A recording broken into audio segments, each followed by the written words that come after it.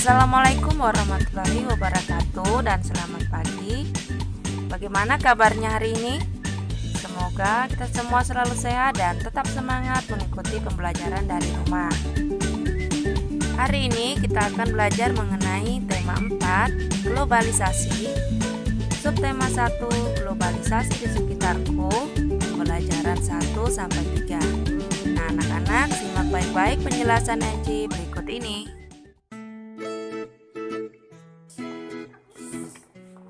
Pembelajaran 1, muatan IPS, kerjasama negara anggota ASEAN dalam bidang sosial. Globalisasi adalah proses masuknya ke ruang lingkup dunia. Penyebab adanya globalisasi antara lain perkembangan teknologi, alat komunikasi, dan alat transportasi. Hal ini memudahkan kerjasama antar negara. Faktor kerjasama negara-negara anggota ASEAN adalah sebagai berikut. 1. Sumber daya alam. 2. Berada dalam wilayah yang sama yaitu Asia Tenggara. 3. Ilmu pengetahuan dan teknologi. Kerjasama negara-negara anggota ASEAN dalam bidang sosial contohnya 1. Penanggulangan bencana alam. 2. Meningkatkan kesejahteraan sosial dan pembangunan negara-negara ASEAN. 3. Melindungi hak-hak dan keadilan sosial penduduk negara-negara ASEAN. 4. Meningkatkan kualitas sarana kesehatan negara-negara ASEAN. Dan yang kelima, meningkatkan perlindungan sosial kepada seluruh penduduk negara-negara ASEAN. Untuk muatan bahasa Indonesia, pengertian teks eksplanasi. Teks eksplanasi adalah teks yang berisi penjelasan. Susunan teks eksplanasi adalah sebagai berikut. 1. Paragraf pertama berisi pernyataan umum berupa topik masalah atau permasalahan umum yang dibahas. 2. Paragraf kedua dan seterusnya berisi fakta pembuktian atau proses penyelesaian dari topik yang dibahas. Dan yang terakhir adalah paragraf terakhir berisi simpulan, pesan atau kesan tentang topik yang dibahas. Muatan IPA, proses menghasilkan energi listrik.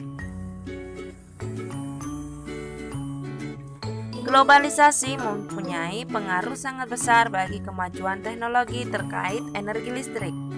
Sumber utama energi listrik adalah pembangkit listrik. Contoh pembangkit listrik adalah pembangkit listrik tenaga air atau PLTA. Perhatikanlah gambar berikut ini. PLTA memanfaatkan energi air yang mengalir. Aliran air dialirkan melalui pipa-pipa khusus untuk menggerakkan turbin. Gerakan turbin tersebut nantinya akan diubah menjadi energi listrik di dalam generator. Dalam ruang lingkup yang kecil, beberapa daerah menggunakan pembangkit listrik secara mandiri, dinamakan pembangkit listrik mikrohidro. Pembangkit listrik mikrohidro menggunakan aliran air untuk memutarkan kincir air. Kincir air kemudian menggerakkan turbin hingga menghasilkan listrik. Untuk muatan SBDP, pengertian reklame beserta ciri-cirinya. Reklame adalah salah satu bentuk ajakan atau pemberitahuan kepada orang lain. Reklame berdasarkan tujuan pengadaannya, yaitu komersial dan non-komersial. Reklame berdasarkan medianya, yaitu reklame audio, visual, dan audiovisual. Ciri-ciri reklame: 1. Berisi informasi, membujuk, atau mengajarkan masyarakat. 2. Menggunakan kata-kata yang menarik. 3. Terdapat slogan yang menarik dan mudah diingat oleh pembaca. 4. Terdapat gambar atau ilustrasi. Dan yang terakhir, tata letak antara tulisan dan gambar terlihat rapi. Muatan PPKN, sikap terhadap keberagaman kegiatan ekonomi. Setiap manusia memiliki kebutuhan yang berbeda. Perbedaan kebutuhan tersebut menyebabkan beragamnya kegiatan ekonomi di masyarakat. Berikut contoh sikap dalam keberagaman ekonomi di lingkungan sekitar. 1. Saling menghargai dan menghormati antar pelaku kegiatan ekonomi. 2. Membayar barang yang dibeli sesuai dengan harganya.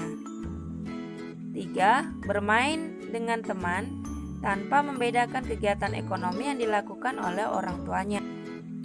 Muatan bahasa Indonesia menemukan informasi penting dalam teks eksplanasi.